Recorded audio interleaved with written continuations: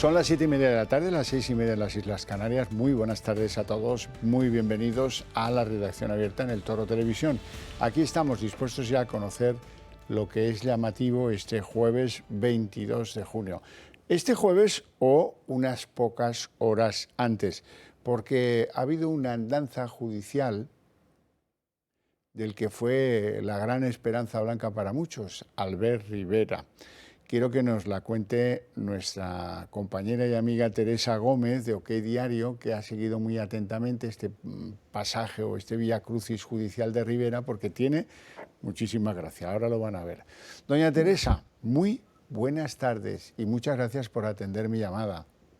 No, gracias a ti por llamarme. Buenas tardes. O sea, tú defines un entorno en el que este señorito Rivera va a un juzgado, bueno, para dilucidar, porque le denuncia su patrono, el bufete de abogados al que se fue a trabajar cuando abandonó la política, y Sí. cuentas que desaira a su señoría, que está muy nervioso y que se levanta y se pira como el que, bueno, pues como el que está en el Congreso. Así es. De hecho, esto es algo muy inusual dentro Sí. en los tribunales, ¿no? El juicio iba a comenzar a las 9:30, finalmente comenzó media hora más tarde, a las 10 de la mañana, y alrededor de las 11 él decide abandonar el juicio cuando solamente había transcurrido una hora desde que la vista había comenzado, y decide marcharse, ¿no? Con la cara atónita de la juez, que no creía como el principal demandado en la causa decidía abandonar la sede judicial y salirse, ¿no? Sin ningún pretexto aparente del mismo. A mí sí que lo que me dicen es que él estaba muy nervioso, que incluso estaba escribiendo en el teléfono y llegaron a ver cómo le temblaba las manos. Y lo cierto es que Rivera lo tiene bastante crudo, ya no tanto en este juicio que va por la vía mercantil, sino incluso más por la vía civil, ¿no? Él decía que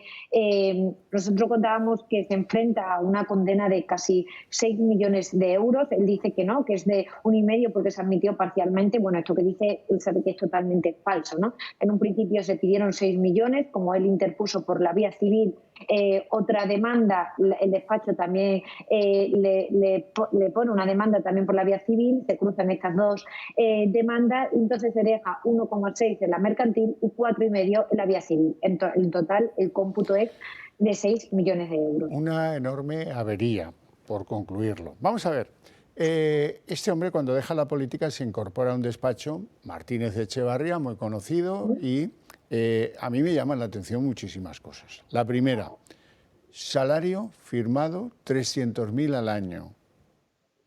Vaya. Ni que Y fuera... con plus, es decir, 300.000 y con plus, porque él cobraba 25.000 euros al mes, y cada 3 meses, por ejemplo, le daban un plus de 15.000 euros. Luego también obtenía un tanto por ciento de lo que había ingresado el despacho de Madrid, el despacho de Sevilla, el despacho de Portugal, además de tener un 5% del accionariado del despacho, además de contar con chofer y con dietas, y a todo eso le iba sumando si además él hubiese obtenido rendimiento, algo que no hizo, ¿no? Que no significó un plus para la empresa. De hecho, hay un hecho que es muy significativo, que es que entre los meses de abril, junio y agosto él ingresa 0 euros en la sociedad. Sin embargo, él sigue cobrando esos 25.000 euros mensuales más los 15.000 euros que se le abonaban cada 3 meses. Pero vamos a ver, resulta que el contratador aquí también juega una baza un poco llamativa. Contrata a un tipo que no está colegiado, le ofrece ser vicepresidente, le paga 300.000 más pluses, como tú explicabas muy bien, y luego le reprocha cuando se va o le echan, no se sabe muy bien qué, que se haya ido con otro a montar algo que les parece competencia desleal. Ojo con el otro con el que se va, porque Con es uno... Villegas. Claro, Villegas era el hombre Que también más... estaba contratado Sí, en el despacho de Martínez Echevarría. pero claro, alguien que contrata al hombre más aburrido de la política española, Villegas, y al uno que no está colegiado para que haga de abrepuertas y de utilice contactos que él pueda tener en el mundo empresarial para que sean clientes, tampoco está jugando muy limpio, ¿eh? Totalmente. Y bueno, el caso es, cuando me decías por parte, ¿no? Esto de que no estaba colegiado en el colegio de abogados. Es cierto que cuando un abogado en un momento determinado cesa su actividad, como era su caso, él estuvo su trayectoria profesional desde 2 años en los servicios jurídicos de la Caixa, cuando él deja de ejercer como abogado, lo lógico es que el abogado pues se dé de baja en el colegio de abogados en el que estuviese él inscrito, ¿no? Entonces él se da de baja cuando se incorpora a la política, y lo normal es que cuando un abogado vuelve a trabajar como abogado es que se dé de alta de manera automática en el colegio que le corresponda. Entonces, él debería haber hecho eso, debería haberse dado de alta, porque bueno, eso es algo que los abogados son conscientes de que deben hacerlo. Sin embargo, él incluso entre sus muchas funciones que tenía dentro de Martínez Echevarría era la de también llevar pleitos y llevar los servicios jurídicos de determinados clientes, y no los pudo llevar porque tardó hasta 8 meses en inscribirse en el Ilustre Colegio de Abogados de Madrid. Bueno, Teresa, entonces, ¿cuándo sabremos la sentencia de este asunto? ¿15 días, 20 días, algo así? Yo creo que alrededor de un mes. Dentro de un mes se sabrá el resultado. Es cierto que este no es el procedimiento más importante de la causa de lo mercantil, no es tan importante. La causa de lo civil, lo que se está jugando en la vía civil, es mucho más importante, porque además la cuantía es de 4 millones y pico. Este fue el primero, por eso es el primero también en resolverse, la primera demanda que se presentó, pero al interponer una demanda en la vía civil y luego cruzarse esas demandas, la importancia del asunto ha derivado en lo civil. Por lo tanto, el resultado de esta sentencia, que ahora mismo la desconocemos, no va a ser tan significativo y tan importante, porque el peso del asunto se ha derivado al civil. Madre mía, qué explosión debió haber en Martínez Echevarría cuando decidieron prescindir de Albert Rivera. Hubo que ser una cosa épica. Por cierto, antes de despedirte, te tengo que decir una cosa. Viva Extremadura. Viva Extremadura y sobre todo los extremeños. Y ya sabes por qué te lo digo, porque, en fin, lo que hay que ver, ¿eh? Es desesperante como la candidata del Partido Popular al final entregue el gobierno a Guillermo Fernández Vara. Yo creo que la candidata va a ser la política más odiada efímera a nivel nacional, pero especialmente en Extremadura. Desde luego. Bueno, muchísimas gracias, Teresa Gómez. Te dejo que sigas trabajando. Gracias. Muchas gracias, de verdad. Un beso grande. Adiós. Un beso. Bueno, malas noticias tengo que daros. A propósito del submarino, ya sabéis que hay 5 ricos del mundo y algún aventurero que no es tan rico, que se embarcaron en la aventura de bajar a ver los restos del Titanic en un sumergible que no estaba homologado, que tal que cual. El domingo perdieron el contacto del barco nodriza con el sumergible. Bueno, las labores de búsqueda ha costado movilizar, pero ya pues desde la mañana de hoy, cuando nos anunciaron que se les acababa el oxígeno, cosa que tampoco es tan precisa, puede que hubieran podido tener más horas de oxígeno. La cuestión es que ya había 2 instrumentos monitorizables de búsqueda submarina no tripulados, buscando.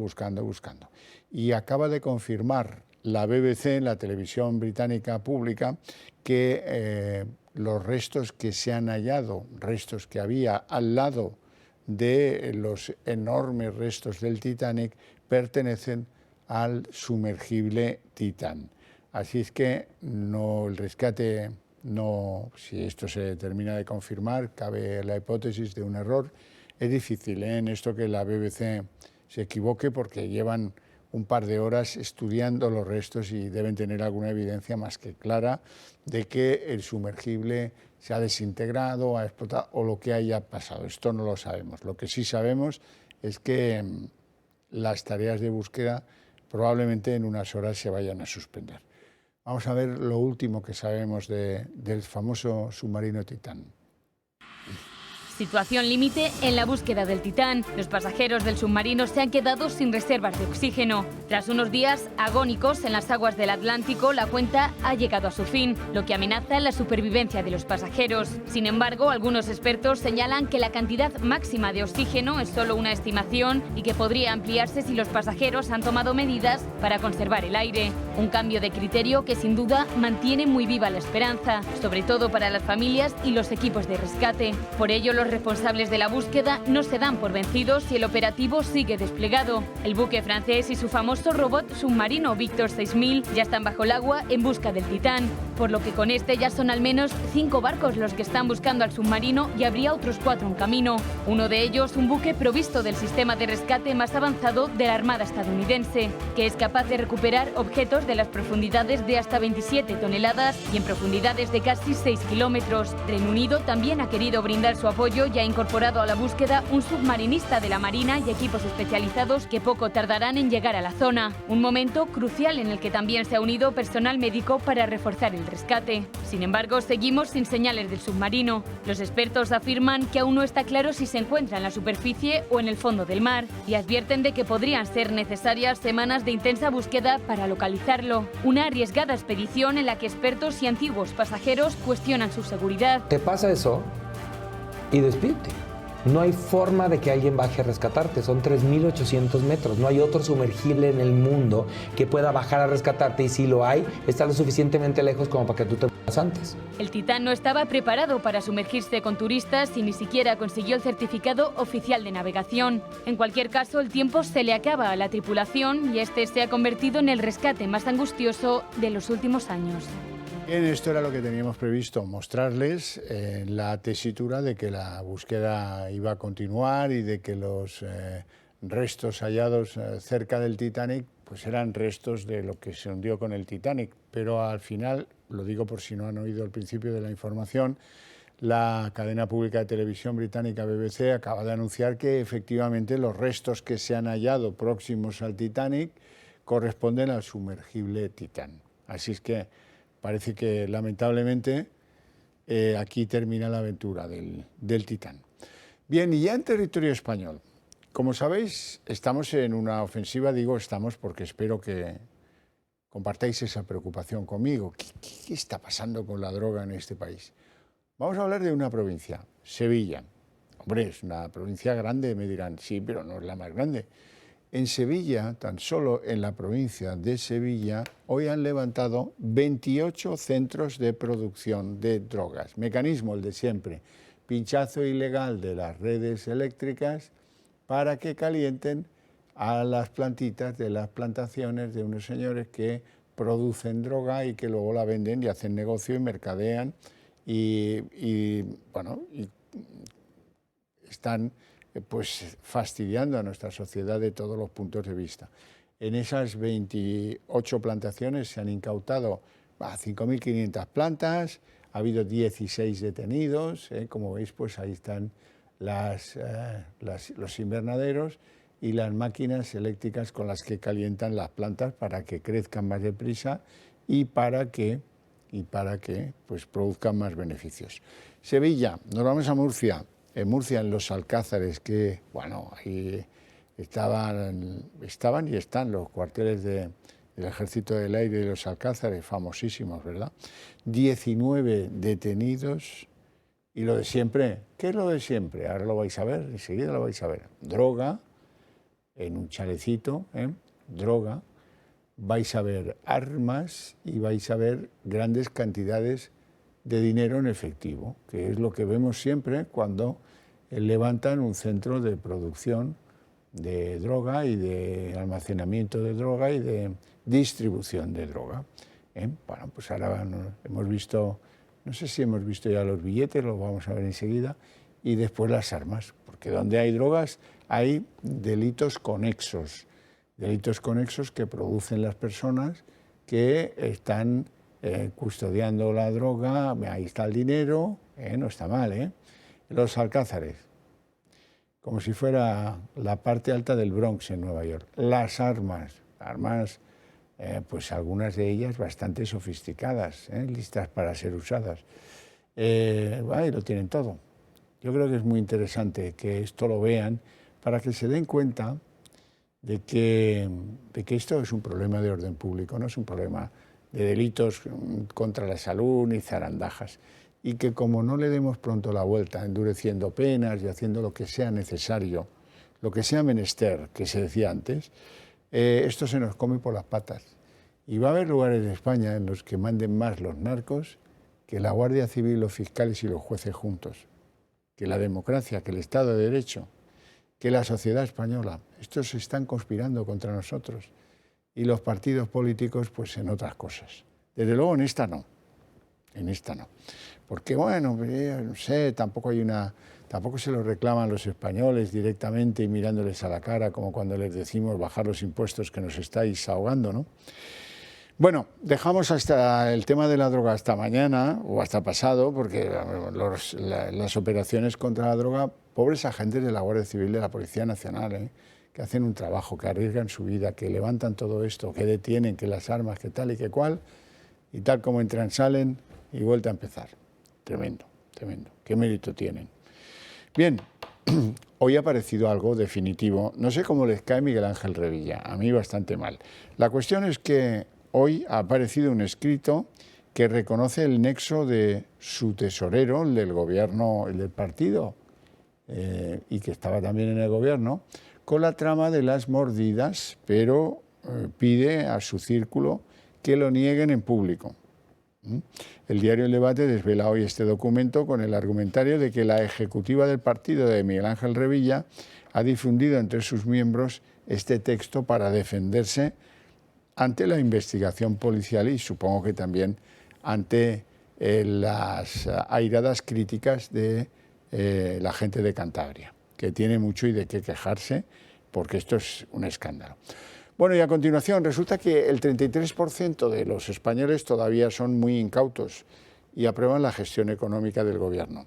Bueno, esto es lo que dice una encuesta que ahora van a conocer con mayor intensidad, pero a mí me deja boquiabierto todo esto, porque es que resulta que los ciudadanos deberían conocer que su renta per cápita está a nivel de 2007 y que es de las pocas de la OCDE que no se ha recuperado. Esto es, somos más pobres desde que gobierna Sánchez. Esto no nos lo dirá nunca Sánchez, pero aquí se lo hemos dicho muchas veces.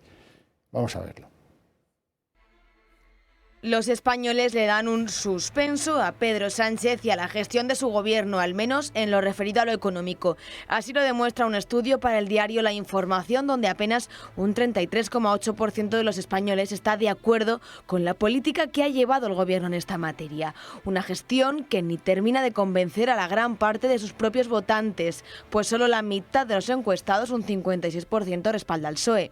Pero no solo es esto, hace pocos días conocíamos otro dato alarmante y es que la renta per cápita española cerró el 2022 con 24.580 euros, prácticamente al mismo nivel que en el año 2007. Por lo tanto, hemos perdido, nos hemos empobrecido. El gobernador del Banco de España, de hecho, ha vuelto a alertar sobre la situación económica del país, pues nuestra brecha con Europa se ha disparado. Y estando como estamos en estos niveles de pérdidas económicas, realmente hay un 33% de los españoles que están contentos con las acciones en esta materia del gobierno. ¿En serio? Con la gestión económica y con tantas las cosas, porque, por ejemplo, se cumplen 2 años de los indultos. Este se comprometió no solo a no darlos, sino a promover una ley que considerase el referéndum en Cataluña un asunto prohibido, un asunto penado. Hoy hemos conocido que la señora de Sumar, Yolanda Díaz, que ya saben que es como un paraguas que engloba muchas formaciones políticas. Una de ellas es En Comú. En Comú es lo de Ada Colau, Ada Colau en Barcelona, Cataluña. Dice que Sumar va a llevar en su programa electoral el derecho del referéndum catalán. Hay que esperar y ver, no, pero eso es lo que dicen En Comú. Si esto es así, pues mira, Sánchez, otra que nos debes. Vamos a ver los 2 años de los indultos. Se cumplen 2 años de esta imagen.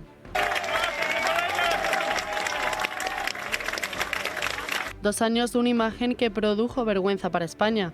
2 años desde que el separatismo humilló al gobierno y se rió una vez más de él. Antes de esto, no fueron pocas las veces que escuchamos a Pedro Sánchez asegurar que acabaría con los indultos a los políticos. Si nos remontamos al año 2014, nos encontramos con un Pedro Sánchez avergonzado de los políticos que indultaban a otros. ¿Qué sentido tiene que un político indulte a otro? Ninguno.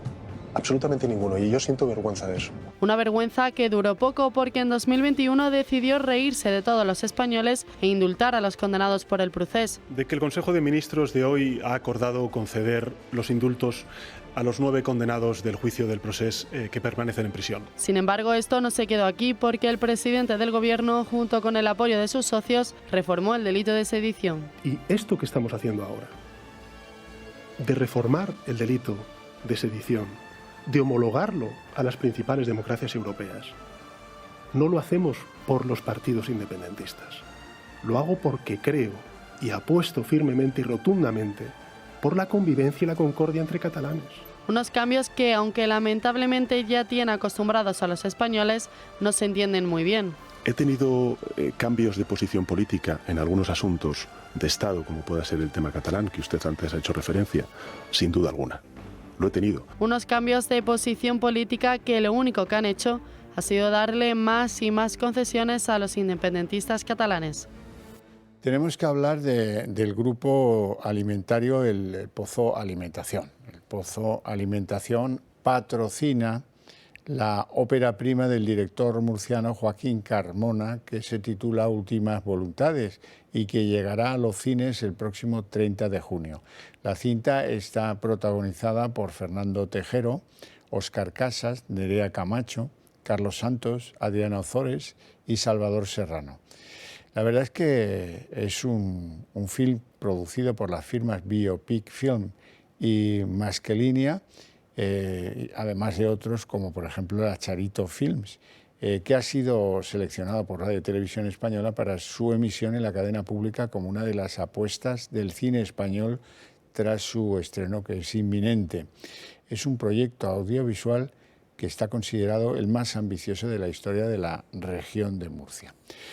Bueno, y espero que el programa os esté gustando, porque os voy a pedir que me mandéis un SMS al 28088 para apoyarnos, porque necesitáis un medio de comunicación serio, veraz, pero decidido y crítico con algunas cosas que no nos gustan de este gobierno y de la política en general. Aquí nos tenéis dispuestos a dar la cara por vosotros, porque sabemos que compartimos con vosotros pues un bagaje de creencias, de valores, de cosas que queremos mantener a toda costa, como nuestras libertades, como la unidad de España, como tantas y tantas las cosas. Así es que si habéis llegado a la conclusión de que con los únicos que compartís esos valores, esas ideas, esas libertades es con nosotros, pues tendréis que apoyarnos, porque esta no es una batalla fácil. Y además, ¿esto cuánto cuesta? Esto cuesta menos que invitar a un servidor a tomar un café, 1,20 €.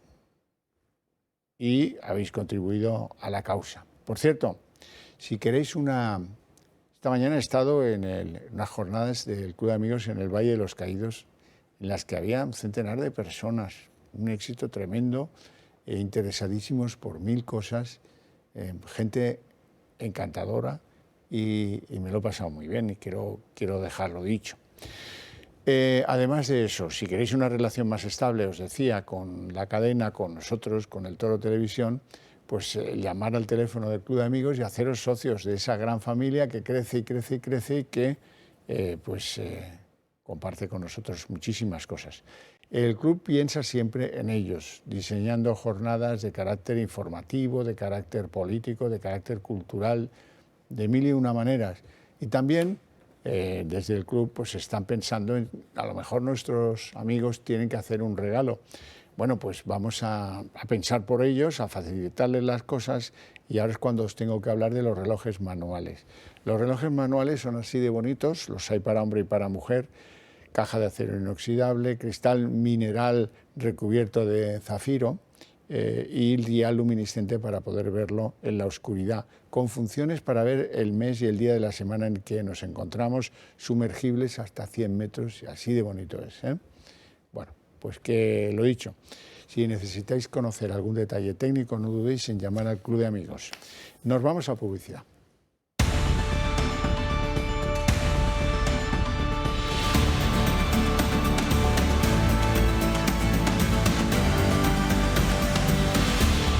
Bueno, como os hemos adelantado casi en tiempo real, la parte trasera del submarino es lo que ha permitido identificar ese amasijo de materiales que había cerca del Titanic como la incontrovertida huella de que el Titán pues, ha tenido algo, le ha pasado algo, está destrozado en un grupo de materiales que está amontonado muy cerca del Titanic.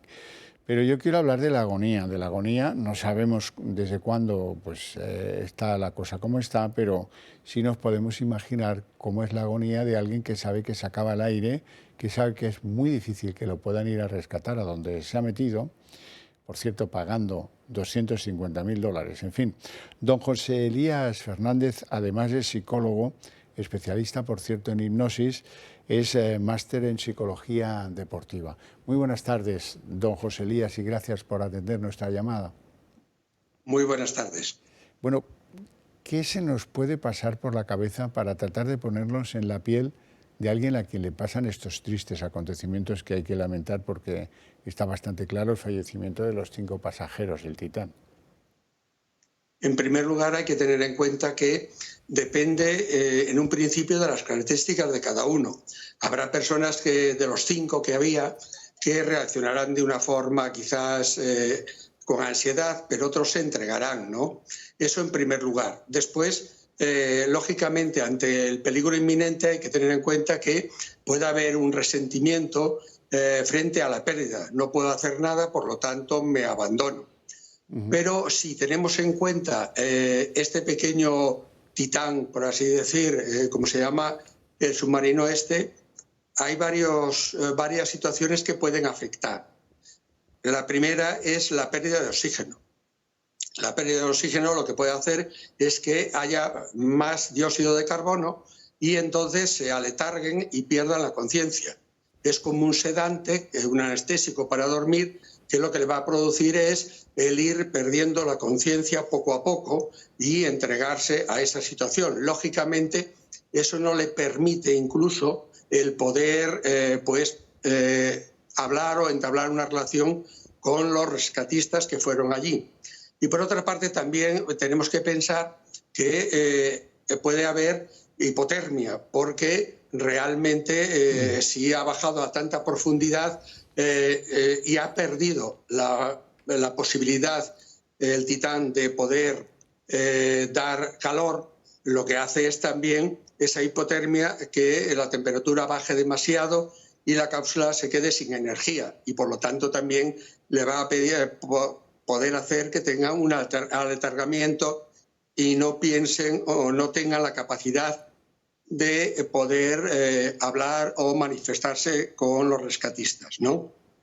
Entonces tienen que enfrentarse, lógicamente, en una situación de las que estamos viendo, a varias cosas: hipotermia, falta de oxígeno y acumulación lógica de dióxido de carbono, lo cual hace que se puedan entregar a la muerte de una forma, en una situación distinta o más, vamos a decir, más avanzada, de una forma pues tranquila a la muerte ante esa situación. Lógicamente también puede ser que hayan tenido un distanciamiento. Muchas veces se produce eso ante las personas que sufren un trauma fuerte, una situación cercana a la muerte, un distanciamiento y un sentimiento de que la vida no tiene sentido ni propósito, ¿no? Entonces eso es como un mecanismo de defensa que tiene la mente para poder entregarse en ese momento a la situación que está viviendo. Usted, que es especialista en psicología deportiva, esto no es exactamente un deporte, son unas personas posibles, con mucho dinero, que han querido estar cerca de los restos del Titanic, restos que, por cierto, tanto usted como yo, como los espectadores, hemos visto en unos cuantos documentales de forma muy concreta y muy muy satisfactoria la visión, hemos visto el Titanic, ¿no? Querer estar allí se parece a querer escalar una montaña, se parece a algún reto deportivo. ¿Usted le ve comparación con ese factor riesgo de desafiar en algunas fases del deporte los retos de lo humano? Yo creo que es algo similar, y además también hay otra situación, que es el realizar una actividad que no pueden realizar otras personas, ¿no? Entonces eso sí le convierte en una situación de riesgo, porque además incluso firman un contrato que saben que hay un riesgo y que además eso le puede propiciar pues lo que ha propiciado ahora, o parece que ha propiciado ahora, ¿no? Que puedan perder la vida, ¿no? Realmente esas situaciones se pueden producir no solo en personas que practican deporte, o en personas que incluso, yo he tenido experiencias de algunas personas que en una situación normal, recuerdo una hora que no es tan normal, que sube al Himalaya y le cae una luz encima, y entonces en ese momento de la luz tiene la cámara de fotos, porque iba a hacer fotos en el Loche Sar, y entonces lo único que hace es estar tranquilo frente a la situación, se da media vuelta y ve la cámara y dice: ¿por qué no haces la última foto de tu vida? Entonces yo creo que la mente, a nivel inconsciente, a nivel profundo, tiene la capacidad de reaccionar igual en un deportista que en una persona que no es deportista ante una situación de este tipo. Bueno, es compleja la psicología humana, pero es un riesgo muy elevado que no se sabe muy bien. Sí, te singulariza, como usted decía antes, pero esa singularidad pues tampoco es, en este caso, tampoco es un subir al Everest. Esto es meterse en un cacharro que ha diseñado otro, pagar y dejar que te lleven. Tienen más de agencia de viajes de alto riesgo que otra cosa. En fin, don José Elías Fernández, muchísimas gracias por estar en el programa y por ilustrarnos, usted que sabe cómo son esas psicologías. Muchas gracias. Muchas gracias a vosotros. Un placer. Y si puede ser que los encuentren aún vivos. Ojalá, ojalá. Eso lo desearíamos todos, pero no parece, ¿eh? Muchas gracias, de verdad. Bueno, vamos a pasar a un tema más mundano y, por cierto, que esperamos así, ansiosos, que se sustancie en algo judicial evidente. Es las andanzas del Tito Berni. Ha habido novedades y nos las trae Gabriel Serrano. Cuando quieras. Volvemos a hablar de un caso que parece olvidado y parece que ha sido tapado por algunos políticos y medios de comunicación. Es el caso Mediador, porque ahora aparecen nuevos audios que implican a 2 cargos del gobierno canario en la trama por prevaricación. Los miembros del Ejecutivo Regional están siendo investigados por la Fiscalía Anticorrupción por su presunta implicación en el amaño de expedientes de empresarios vinculados a la trama. Y la juez vuelve a citar al Tito Berni y a su sobrino el 29 de junio e imputa estos 2 cargos junto a 4 personas más, porque se tiene indicios de que prevaricaron, según adelantó el medio, y acorde a un informe de la agencia tributaria que relaciona a los miembros del gobierno canario con los máximos implicados. El fiscal deja claro en un escrito que Voz Populi ha tenido acceso que a través de conversaciones y diferentes comunicaciones apuntan a indicios racionales de haber cometido el delito por parte de los cargos de la Administración. Se unen a otros, ya que el gobierno canario está en el epicentro. Y desde el principio la investigación apuntó al presunto amaño de subvenciones y manipulación de expedientes desde la Dirección General de Ganadería, y cada vez aparecen más datos y más personas presuntamente implicadas. Salen a la luz novedades del caso Mediador y parece que la red de implicados es larga. Bueno, y además de eso hay que avisar para que nuestros espectadores lo sepan, y a lo mejor no se metan este fin de semana en el centro de algunas localidades, que este fin de semana llega el orgullo gay, y como siempre con polémicas como las que vamos a ver ahora.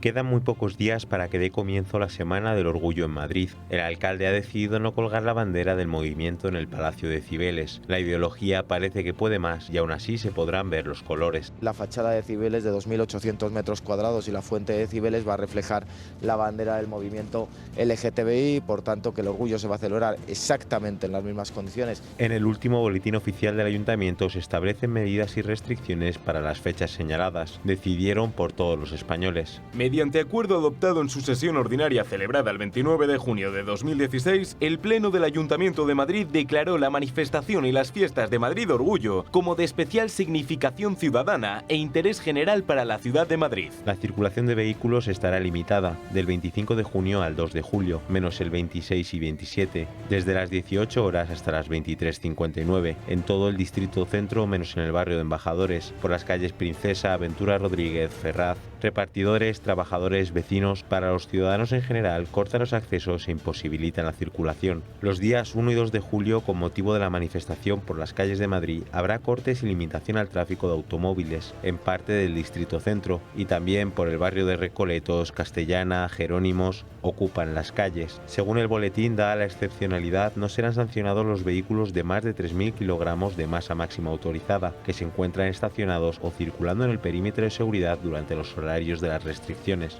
El movimiento LGTBI argumenta que es una fiesta caracterizada por la diversidad, inclusividad y respeto, pero en ocasiones falla. En el cartel del Orgullo de Sevilla aparecen las patronas de la ciudad, Santa Justa y Rufina, y desde Vox han pedido al nuevo alcalde popular que corrija la ofensa del anterior y del PSOE. Una fiesta marcada por la ideología que repercute en todos los ciudadanos, ya que parte de la ciudad se detiene para que se pueda celebrar. Bueno, pues esto ya es cada año así y además, cuidado con meterse con esto. En fin, vamos con las rebajas. Hoy han empezado las rebajas. Ha habido de todo como siempre que se producen rebajas, aunque para muchos pues es un momento un poco fraudulentillo, porque sacan cosas que están en los almacenes de temporadas anteriores y tal, y nos cuelan que ahora el precio es formidable. Y la gente acude. Pero lo que hay que ver cuando uno va a las rebajas para saber si han sido exitosas es si al salir de las rebajas ve a mucha gente con bolsas. Si no, es que las rebajas no están siendo exitosas. Las rebajas de verano ya han dado su pistoletazo de salida y con ellas la locura que se vive estos primeros días en las tiendas. Una cita que los grupos empresariales han adelantado, ya que la fecha oficial es el 1 de julio. Algo que ha sido muy bien recibido por los primeros clientes. Y es que firmas como Zara, Mango o El Corte Inglés ya ofrecen su ropa y otros productos a precios mucho más asequibles. A ver, siempre que sea bajada de precios agradece todo, porque la inflación está muy mal, está todo súper caro. Y evidentemente mucha gente no se puede permitir muchas cosas. Siempre viene muy bien, porque como está la situación, con una rebajilla pues nunca viene mal. Un periodo muy ansiado para muchos en el que la OCU prevé un impulso en las ventas, ya que la inflación ha llegado al 42% de los hogares, por lo que para muchos la compra de ropa es un gasto difícil de afrontar. Y es que aunque el precio del vestido y del calzado ha bajado un 0,8% en lo que va de año, el IPC no ha dejado de subir, concretamente un 1,7% desde el mes de enero, algo que ha lastrado y sigue lastrando el bolsillo de las familias. Por ello, se espera que muchas familias aprovechen las rebajas de verano para la compra de vestido y calzado pendiente. Pero ojo, la OCU también pide a los ciudadanos que eviten caer en la trampa del consumo excesivo y no se dejen llevar por las compras impulsivas, por lo que desde este jueves y hasta el próximo 1 de agosto se ofrecerán descuentos que en establecimientos como El Corte Inglés llegarán hasta el 50%. Destacan productos de moda, zapatería, hogar, deportes, tecnología, ocio y accesorios. Y entre los más demandados figuran prendas de vestir, bolsos y zapatos, así como productos para el hogar. Así que ya saben, aprovechen las rebajas, pero siempre con cabeza.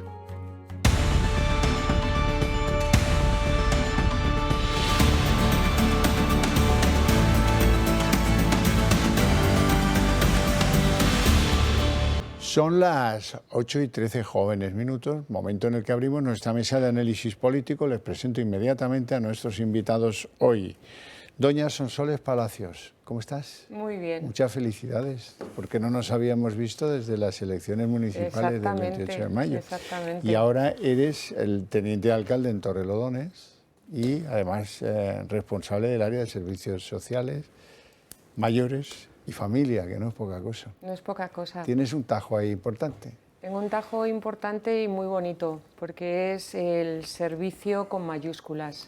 Es una concejalía que agradezco al PP de Almudena Negro la generosidad en dármela, porque era una aspiración mía desde toda la oposición. Creo que es una concejalía donde se vive la calle, se vive lo que la gente necesita de verdad y donde se puede aplicar lo que es el idealismo de Vox y de cualquier político, que es la justicia social y el bienestar social con mayúsculas. Es aplicar la caridad.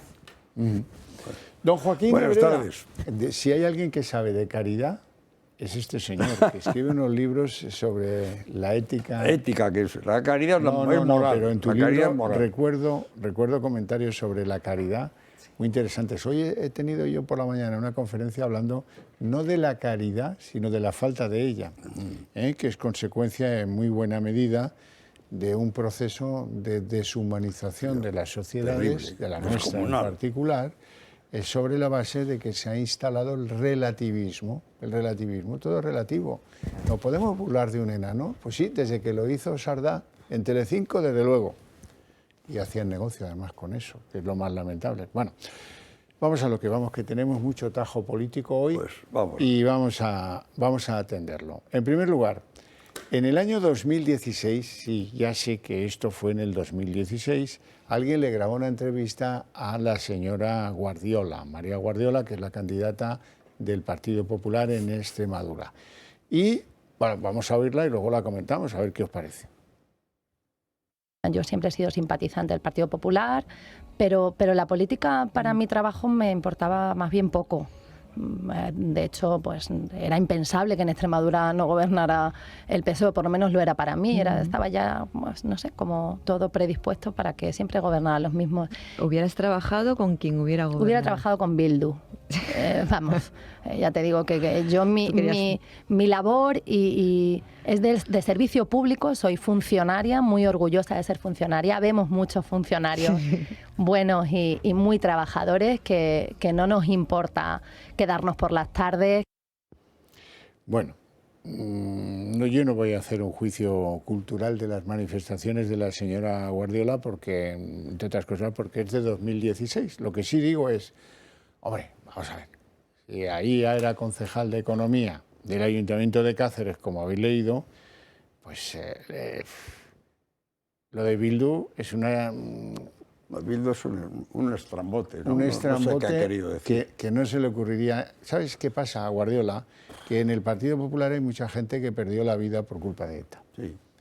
Y ese comentario no encontraréis en España gente que haya pasado como simpatizante o como cargo público, que ya lo era, en Cáceres por el Partido Popular, que diga, que compare. Oye, pues si quieres decir, pues que los funcionarios están al albur de lo que designe el poder de la política. Ya está, ahí te quedas. Te reprochan que trabajabas con el PSOE, con el Partido Popular, eso es razonable. Lo de Bildu es... Yo no sé lo que ha querido decir exactamente. Y que los funcionarios, que haya como funcionarios... que trabaja con el que mande, claro. Con el que mande, incluso con Bildu, pues claro. Bueno, Extremadura lo tiene difícil, ¿no? Pero bueno. Sí, pero afortunadamente para ella. Es que un funcionario tiene que ser así. Es un comentario como... Yo he visto funcionarios en Bilbao, que eran de la Falange, en aquella época, hace más de 40 años, y trabajaban con los nacionalistas, claro. El funcionario trabaja con el que le ponen, ¿no? Obviamente. El funcionario no elige, ¿no? Pero yo no hubiera puesto nunca yo no lo hubiera dicho, es que esta chica es un pan sin sal, como toneladas de políticos y políticas, ¿eh? Sí. Como toneladas. Luego, tengo que decir que ha hecho un tuit explicándolo, en el que no añade nada que no se le haya disculpado anteriormente aquí. Dice que es de 2016, dicho está. Hablaba de mi etapa como funcionaria, dicho está. Los funcionarios de la administración pública tienen el deber de trabajar con cualquier gobierno, cierto. Los políticos sí tienen capacidad de elegir a sus socios, y yo con Bildu ni a la vuelta de la esquina. Bueno, pues la ocurrencia fue tuya. Sí, puede que fuera una antigua ocurrencia, pero bueno. Un pan sin sal. ¿A ti qué te parece?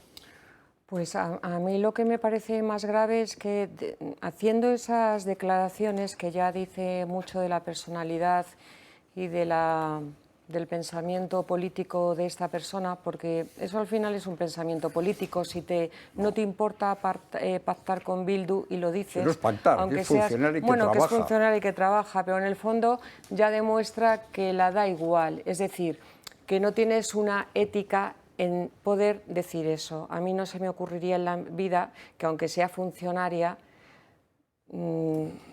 puedo trabajar tan a gusto con una persona que para mí es absolutamente un asesino. Entonces, yo creo que está muy fuera de lugar, y lo que más me preocupa de esta señora es que después las filas del PP la acepten con este tipo de manifestaciones, aunque sean del 16. No, Cuidado. vamos a ver. Conceptualmente es irreprochable. Una funcionaria trabaja con quien sea, con Bildu, con Carrillo o con Moro Muza, si obtiene el escaño correspondiente. Otra cosa es que no debe haber dicho una tontería, una cosa que no tiene ninguna trascendencia política, desde luego, pero no le enaltece. Podía haber dicho otra cosa. Yo trabajaría igual con los comunistas, por ejemplo. Ya está. Sí, sí. ¿Por qué ha dicho Bildu? Pues porque ahora está... Bueno, no, esto fue el 16, no estaba tan de moda, no sé. Que no se le puede sacar punta a esto porque es una pijada. Bueno, pues venga, juicio, vamos. A las órdenes de don No, Joaquín. Pasamos a otro tema, porque yo iba a hacer quiero hacer algún comentario. Iba a hacer algún comentario. A mí sí que me parece grave. Y yo iba a hacer algún comentario. Ella lo que quiere es disculpar el haber sido funcionaria de cargos socialistas en las administraciones donde trabajase en Extremadura. Y se le ocurre esta salida de pata de banco, que en el fondo lo que quiere decir... revela cierto nerviosismo en su caso, pero bueno, oye, lo vamos a dejar ahí. Sí. Te hago caso, ¿eh? ¿Has visto? Muchas gracias. Que es un fenómeno, hay que hacerle caso siempre. Sí. Si no se enfada, los de Bilbao son así, ¿qué debemos hacer? Tengo algo para divertirse. Va. Hoy has venido, Sol, es un día estupendo para divertirse, para divertirnos juntos, porque hoy ha salido la segunda entrega de este Diálogos Cautivos que mantiene Pedro Sánchez con sus ministros. El primero que puso tenía una cara escribá que parecía un verdadero besugo ayer, eso fue ayer, donde el presidente hacía las preguntas y las respuestas y el otro estaba allí de figurante. Hoy ha pasado por el sitio del PSOE donde se celebran estas entrevistas que luego se cuelgan en YouTube, ha pasado Luis Planas, ministro de Agricultura, Pesca y no sé cuántas las cosas. Y hemos visto muchas cosas verdaderamente llamativas. La primera, este es un humorista frustrado, este Pedro Sánchez, ¿eh?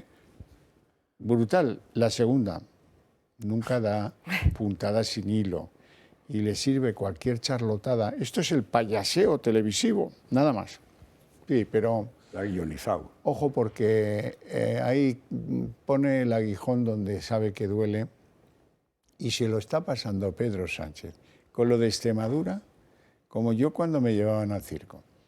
Vamos a ver alguna de las perlas de este encuentro en la cumbre de la televisión. El payaseo de Sánchez con Planas. Para Feijóo, los debates son como los gimnasios en enero, ¿no? Uno se apunta, pero nunca va. ¿Qué temor tiene el Partido Popular a debatir? Y probablemente la respuesta la encontremos en mucho de lo que, por desgracia, estamos viendo durante estos últimos días y estas últimas semanas. La imposibilidad de poder explicar este lamentable esperpento que estamos viendo de intercambio de votos por derechos. Votos por derechos. Vamos a ver, vamos a ver, Pedro.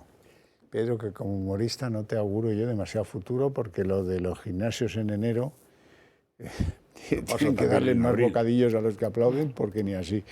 Pero vamos a ver, vamos a lo de los intercambios de sillones por derechos. ¿Tú no entregaste a Podemos 3 sillones en tu gobierno? ¿O lo he soñado? 3 les entregaste. ¿No han derivado pérdidas de derechos por esa entrega de esos 3 sillones que tú hiciste cuando llegaste al gobierno en la Moncloa? Los 4. Porque, vamos a ver, sucede que esos a los que tú les diste un sillón hicieron leyes que hacen que haya no menos de 2.000 mujeres y algunos niños muy preocupados, porque resulta que sus agresores sexuales están en la calle en buena medida y otros han recibido rebajas penitenciarias. ¿Eso no te parece que es renunciar a derechos, Sánchez? ¿De verdad no te lo parece? ¿No te parece que eso es la mejor o la peor de los ejercicios de cambiar sillones por tu comodidad, por tu gobierno y en contra de miles de españoles?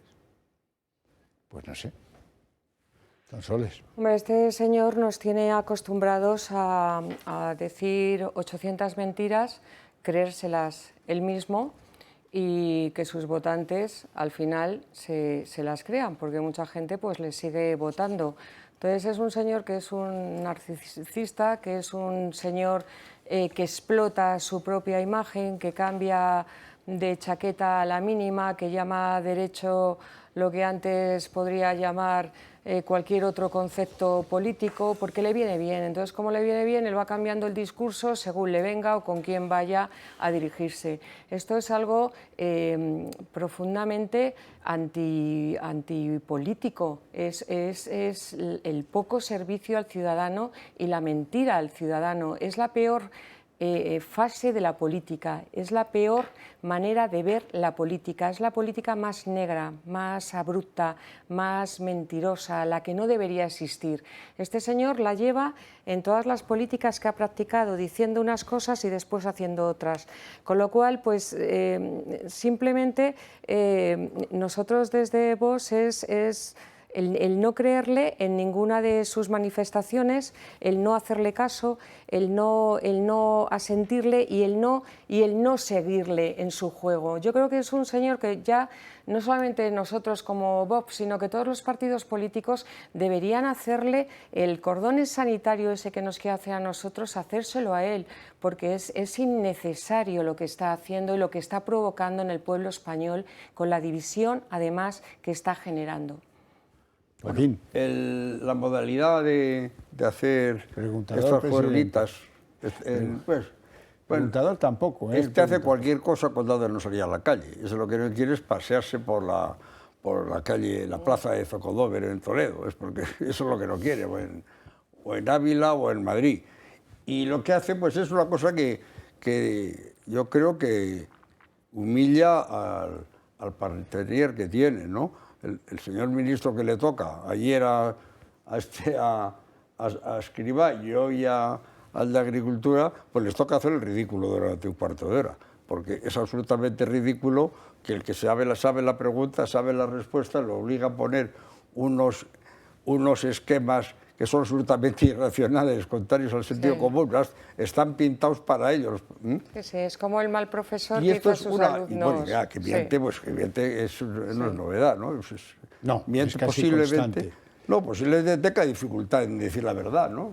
Pero el que miente es obvio, vamos. Sí. Pero vamos, miente en ese formato o en cualquier otro formato que se le ponga. Le da igual, lo de la mentira es sustantivo, no. Lo accesorio es este formato que es un poco ridículo y que yo creo que lo cortarán enseguida porque se van a empezar a negar los ministros. Porque sabiendo que no van a ser ministros, no creo que quieran. Como hacéis en Bilbao, apostamos un bacalao, si quieres. No, si acceden a ello es porque están encantados mira, con la fórmula. Esto es una orden, Sí. Son 19 los que le quedan porque hay 3 que son de Unidas Podemos a los que no. 4 son de Unidas Podemos. Garzón, las 2 niñas y la vicepresidenta. Y la vicepresidenta. Bueno, yo es que esta ya la hago de sumar. Perdona. 4 que nos libramos. Nos quedan 18, ¿no? Por 18 días vais a tener esto, porque eso está montado, esto está perfectamente tabulado. Pues no le beneficia. El público que vaya aplaude poquito, eso no sí. le beneficia. Bueno, ¿cómo arranca la campaña electoral? Porque ya estamos todos en campaña electoral, aunque no arranque hasta el día 7, pero es igual. Hemos recopilado en un vídeo los apuntes que nos marcan indicios de por dónde van a ir las cosas en términos de cómo va a ser la campaña electoral. Justo cuando arranca el verano, los partidos políticos sacan toda su artimaña electoral. Aunque ustedes periodistas y nosotros políticos no lo vayamos a acatar mucho, comenzó oficialmente el verano. En medio de una playa falsa, el PP llama a la ilusión. Queremos hacer y vamos a hacer una campaña ilusionante, en positivo, frente a quienes quieren convertir, como han hecho estos 5 años, esta campaña y la política española en un foco permanente de crispación. Un verano azul al que apelan los populares y con el que simbolizan una posible victoria, quién sabe si con mayoría, del presidente Feijóo en las generales, y que sin embargo se ha llevado un sinfín de comentarios en tono irónico en las redes sociales. Vox también ha salido a la carrera por el sillón de la Moncloa y lo ha hecho desplegando una gran lona en pleno centro de Madrid y que ya ha sido elevado por los socialistas ante la Junta Electoral Central. Cargan contra el feminismo encarnado por el Ejecutivo de Sánchez, la Agenda 2030 o las políticas aplicadas por igualdad, y una postura de la que los populares tratan de desmarcarse. Los estilos y los objetivos de otras formaciones políticas suyas son. Nosotros no nos vamos a dejar contaminar en ningún caso ni por la agresividad, ni por lonas. La brecha entre el PP y Vox en Extremadura puede complicar el ritmo y el tono que ambos grupos empleen en la campaña. Y entre tanto, Sánchez también ha visto el momento de dar un giro en su estrategia de campaña. Y un poco, Luis, como hicimos ayer con el ministro Escrivá, a mí me parece importante también en este inicio de la conversación, de esta sesión de trabajo, hablar de dónde partimos, ¿no? Y tras agendarse un espacio en los prime time más televisivos, se abre ahora a un nuevo formato en el que se presenta como regidor de un espacio de debate con miembros de su ejecutivo y que, eso sí, no tiene pinta de integrar al espacio de Unidas Podemos y tampoco de Sumar. Bueno, tu paisano en la playa tampoco... Bueno, es paisano a medio, es guipuzcoano, ¿no? Bueno, pero será vasco, digo sí, yo. Vasco, sí, o es vamos. que ya hemos roto las relaciones entre bilbaínos y guipuzcoanos también. Hombre, por favor. Bueno, no, yo lo conozco de nada a este chico, porque cuando yo me fui hace más de 40 años, pues estaba con pantalón corto, o sea que no tengo ni idea. Si acaso. Si acaso. Si acaso. Bueno, me parece que... Es una imagen un poco rara lo de salir. Me imagino que algo querrá decir salir en una playa artificial o falsa, vamos, ¿no? Verano azul. El verano del PP, verano azul, ¿no te acuerdas de la serie de Antonio Mercero? Pues por ahí eso, va. Verano azul, porque nos obligan a votar en verano, supongo. No lo sé, chico, yo no lo sé. Los publicistas me parecen una panda de membrillos, como decís, por cierto, en tu tierra, una panda de membrillos considerable. Por ejemplo, vamos a hablar de algo, fíjate, vamos a hablar de algo curioso. Hoy ha tomado posesión el otro día, pero hoy se ha dejado hacer una sesión de fotografías el que es alcalde de Barcelona, Jaume Collboni, es socialista. Recordaréis que se aupó a la alcaldía con gran cabreo de aquel de Junts pel Cat, que era Xavier Trias, que decía que us bombin, o sea, que os den. Collboni, el cambio que ha traído Collboni. Collboni consigue lo que consigue por un acuerdo que vais a ver. Hoy debo tener el día de Mago de Oz.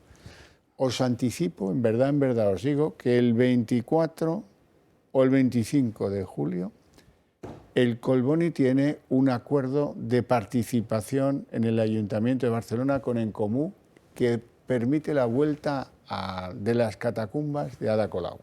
Madre mía. Ojalá me equivoque, pero ya veréis cómo eso es así. Sí, pero no vale. Si el PP no apoya, no tiene nada que hacer.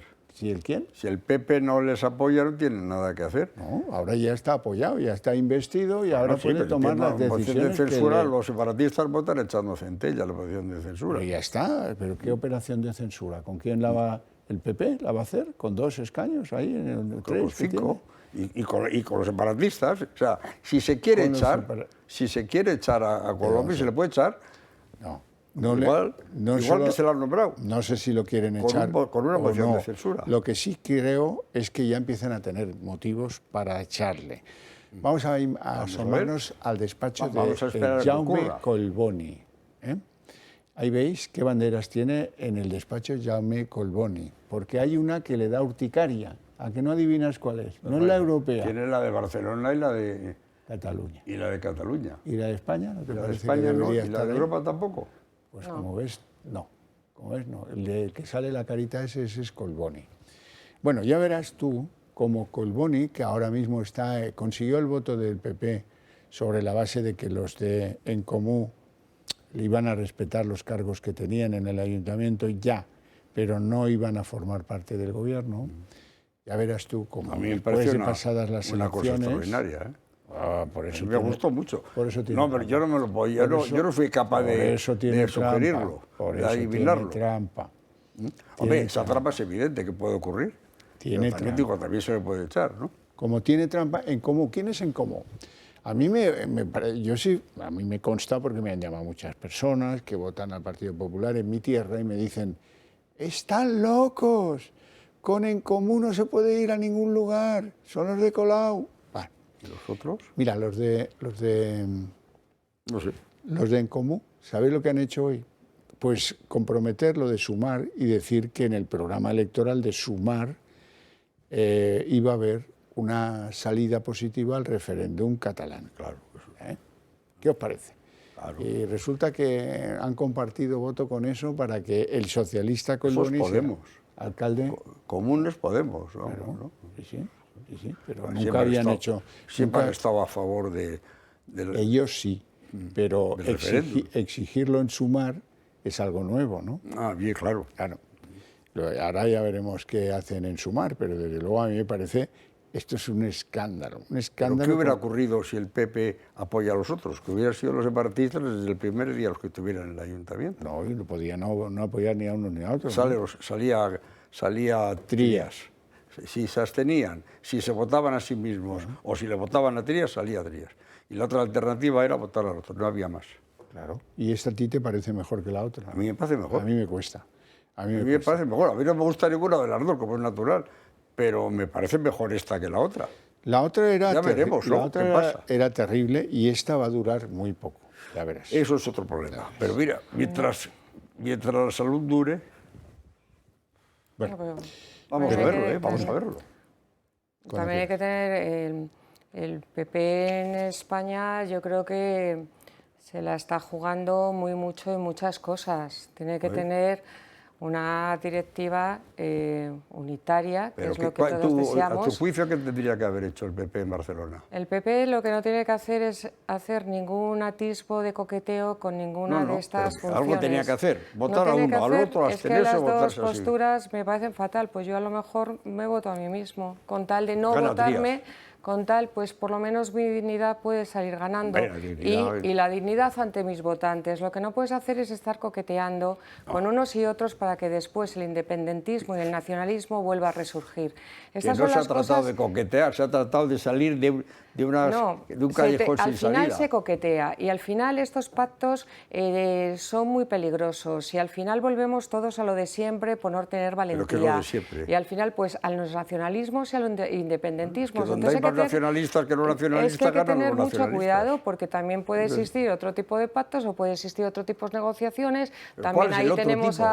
otro ¿Cuál tipo, es el otro? o votarte a ti mismo y dejar insisto, en paz y gana- tener un poco de salía dignidad, Trías, pero tener un Trías. poco de dignidad personal. Yo creo que en política hay que cosas tener dices? dignidad personal. O sea, ¿no? ¿tú crees que han Yo perdido creo- la dignidad los que han votado yo creo que ahora a mismo, Colombio, como se yo llame creo este? que todo el voto que favorezca a independentismos o nacionalismos deja muy mal a un partido político. Claro, y entonces, como le lo deja que fatal, digo- Pero es que pues, si los dos eh, serían, si eran las dos opciones iguales. Vamos, Lo que iguales, digo no. es Yo creo que que- es menos mal una que Lo que- otra. Escúchame. Lo que digo es que Collboni era el responsable de seguridad del ayuntamiento anterior presidido por Ada Colau. El 90% de los barceloneses están hasta aquí de la falta de seguridad. Desde luego. El nervio de los partidos de centro-derecha que han concurrido a estas elecciones era seguridad, seguridad, seguridad, seguridad. Claro. Y al final vas a hacer alcalde al tío que ha producido ¿Tú el qué- desastre de seguridad que tiene Barcelona. Si llegas a ser tú el responsable de esa decisión, ¿qué hubieras decidido? ¿Votarme a mí? Claro. ¿Votar a ¿Votarme Trías? mí? Bueno, pues Bueno, que pero salga será Trías, una que- opción Que mejor. salga lo que él quiera. Y Él verá. empezamos la juerga teniendo lo que no ha tenido nunca los nacionalistas, que es la ¿Y en el la alcalde y el alcaldía de ayuntamiento? Barcelona. Bueno, La alcaldía de Barcelona y inmediatamente la autonomía cuando Bueno, se produzca pero la... también es que hay que ser honesto con las cosas que se hacen. Pero Es si que eso no es es- votar es de unas absoluta- maneras porque hay que Pero votar, si- porque es... no porque hay que votar graciosamente. Si la hay palabra que ser esa honesto de porque que esa... lo de han que es- dicho honestamente, han dicho. No. Todo es malo, no es muerte y susto, es muerte y muerte las dos. Es no es muer- muerte y susto, sí, es pero muerte y que- muerte. que en política no es todo pues es me parece muerte que o es un poco muerte. mejor esta nada más, y es discutible como todo en la vida, pero no es para decir Exactamente. que falta la dignidad a nadie, ni de coña, no lo admito Vamos a ver. y no les conozco a ninguno de los que han decidido eso. Yo me refiero a que No sé si falta la quieren dignidad dignidad. casi. Yo me refiero, que yo le entiendo, pero yo creo que me refiero a que falta la dignidad porque falta la dignidad de los propios votantes del PP, que yo creo que no querrían esto, ¿Por qué sino que crees eso? querrían. No sé. Lo creo por la propia convicción de lo que es el votante del PP de derechas. Un votante del PP de derechas está en contra de los nacionalismos y los independentismos. Sí. Eso creo yo. Entonces, el político tiene que tener la honestidad de lo que hace. Bueno. Y muchas veces es más importante eso, aunque la jugada en un principio parezca que es peor para ti. Y eso es lo que le falta a España, políticos con esa altura de miras. Hombre, yo, hombre, es no, mi eso, opinión. eso no, ¿eh? Yo, es mi opinión. ¿Quiénes tienen altura de miras en respetable, España? ¿Quiénes tienen altura de miras en España? Hombre, para mí la tiene Abascal. Para mí la tiene Abascal porque es un político que dice yo cedo la mano y me quedo detrás para que España vaya bien. Eso son políticas de altura. El decir, se hace esto y yo me puedo quedar a un lado porque España va a progresar. Claro. Ya hablaremos de los pactos. Bueno, vamos a hablar inmediatamente de los pactos, porque ese no es el caso de Extremadura, ese que tú describes, para nada. Vamos a ver, han aparecido los mensajes de la ruptura. Los mensajes de la ruptura son... de los que se llevan verdaderamente Vamos mal. A ver. Hoy ha dicho una cosa, Isabel Díaz Ayuso ha dicho una cosa en su debate, comodísimo debate de investidura, porque tiene mayoría absoluta, y ha dicho, España necesita un cambio. Entiendan bien la frase, España necesita un cambio, es decir, todo lo que ustedes, señores membrillos del partido que sea, no sepan hacer para producir un cambio va a ser malo para todos. A ver si nos empezamos a enterar ya de qué va la copla. Extremeños e incluso no extremeños. Antes teníamos una extremeña aquí que decía, a esta señora no se la puede votar más, a la Guardiola. No se la puede votar más porque lo que está haciendo es romper las esperanzas de cambio que tuvieran los extremeños, que ya lo es. Doña Teresa Gómez lo ha dicho. Bueno, han aparecido los mensajes de ruptura entre el Partido Popular y Vox. No son nada halagüeños. Y la verdad es que contienen en buena medida algunas claves que ayudan a entender, bueno, a entender no, es incomprensible, la fractura que existe y que parece irreconciliable, que va a llevar a Guillermo Fernández Vara a ser aspirante a la investidura. Y que, por cierto, hay encuestas, las que manejan los socialistas, que hablan ya de que si se repiten elecciones, el Partido Socialista podía estar en la mayoría absoluta. Naturalmente. Así es que vayan tomando buena nota. Naturalmente, porque el PP ha captado muchos votos del PSOE. ¿Me dejas dirigir el programa un rato? Sí, perdona, vamos a ver el vídeo. Por segunda vez. Podemos ofrece su apoyo a Vara. Le vamos a hacer hoy llegar una propuesta para un acuerdo de gobierno de progreso. Si el verdadero objetivo es Extremadura y son los extremeños y las extremeñas, las izquierdas de esta región sabremos ponernos de acuerdo mucho antes de lo que lo va a hacer la derecha. La marca morada de la región quiere zanjar así la crisis que vive Extremadura tras el choque entre PP y Vox. Necesitarían eso sí de su abstención, pero la guerra entre ambos grupos preocupa al presidente en funciones de la región. Y es que una repetición electoral podría ser una salida al bloqueo y el socialista Fernández Vara, que se va a presentar ahora a la investidura, no quiere ni pensar en ese futuro escenario. A mí la frivolidad con la que se ha dicho que si hay que ir a elecciones se va, el pensar que eso puede ser una posibilidad, a mí simplemente me indigna y me transmite además una sensación, y es que el PP y Vox están experimentando cómo se van a relacionar a partir del 23 de julio. La séptima planta de Génova defiende la postura de su candidata. Nosotros lo que creemos que es mejor para Extremadura es un gobierno de María Guardiola en solitario, que es lo que garantiza el cambio. Todas las alternativas que existen no consideramos que no es lo que necesita Extremadura.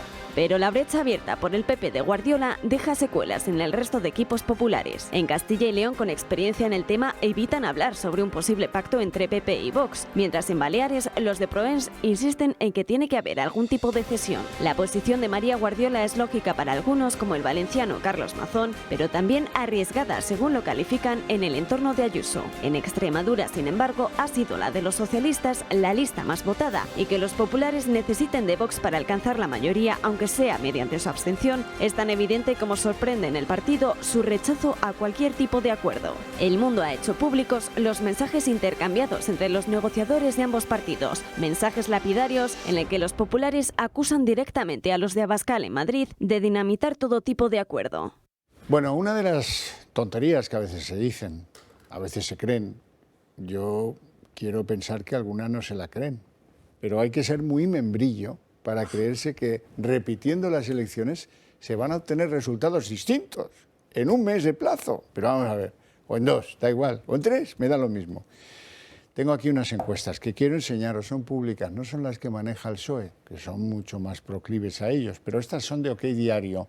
Y la encuesta que dice, pues que si se celebrasen elecciones ahora, el Partido Socialista ascendería a 31 escaños, el Partido Popular bajaría a 30 y Vox... ¿Qué tiene el Partido Popular? Tiene 28.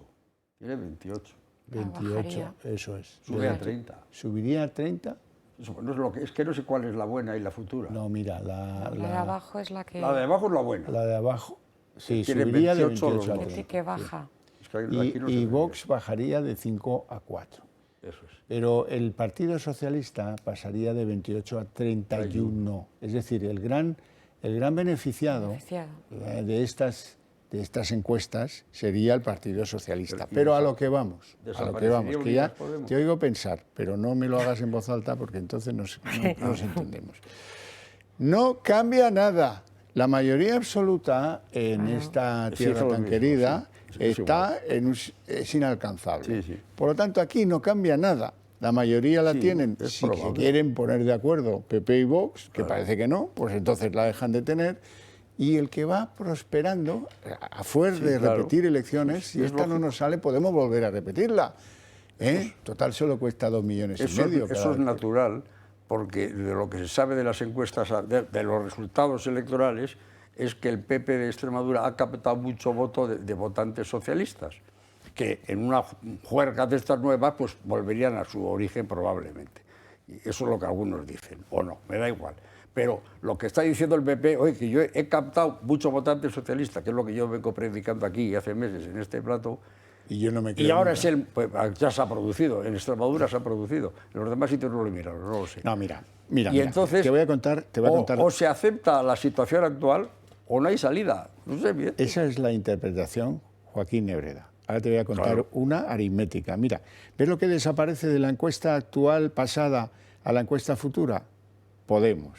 Podemos desaparecer. Podemos. Y eso es lo que hace que mejore. Y el PSOE no consigue los 4 no el voto, no le araña al PSOE o el Partido Popular al PSOE o el PSOE al Partido Popular. No, aquí ya no. No se araña nada. Aquí ya no, porque ya está arañado.